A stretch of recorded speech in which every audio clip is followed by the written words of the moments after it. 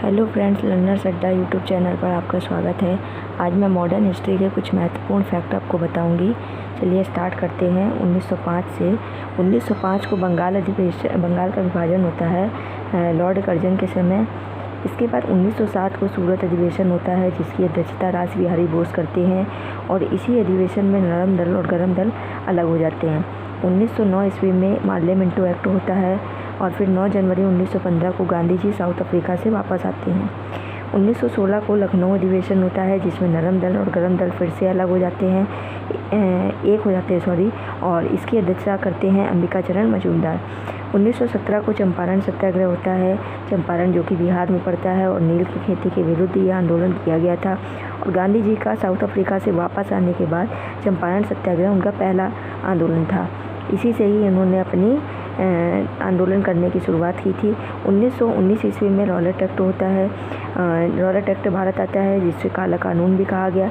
यह बिना अपील बिना दलील का कानून था। ये एक ऐसा कानून था जिसे शक के आधार पर किसी को भी गिरफ्तार किया जा सकता था और इसी सन में ही मांटेग्यू चेक्सफोर्ड की रिपोर्ट आती है।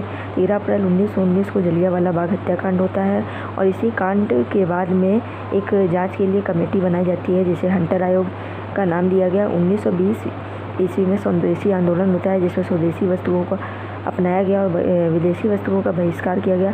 5 फरवरी 1922 को चौरी चौरा कांड होता है जो कि चौरी चौरा यूपी के गोरखपुर में पड़ता है और इसी कांड के बाद में गांधी जी ने असहयोग आंदोलन को समाप्त कर दिया था।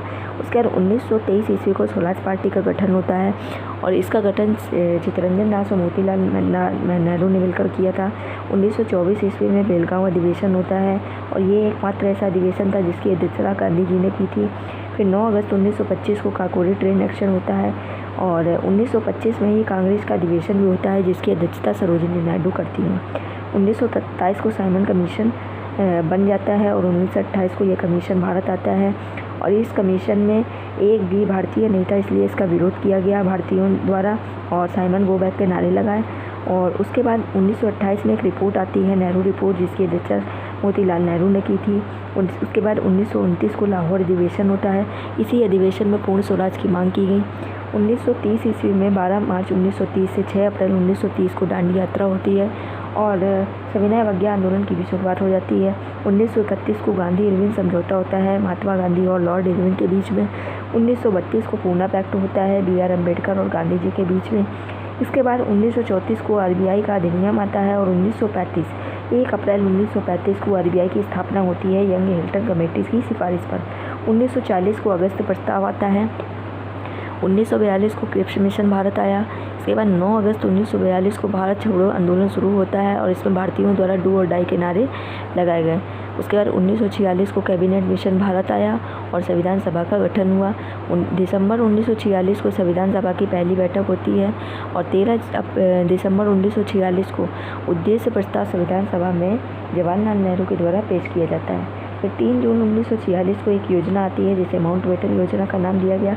1947 को एक एक्ट के होता है जिसमें भारत 15 अगस्त 1947 को आज़ाद हो जाता है और 26 नवंबर 1949 को संविधान पूरी तरीके से बनकर तैयार हो जाता है और 26 जनवरी 1950 को संविधान अंगीकृत किया जाता है और भारत एक गणतंत्र राज्य बन जाता है।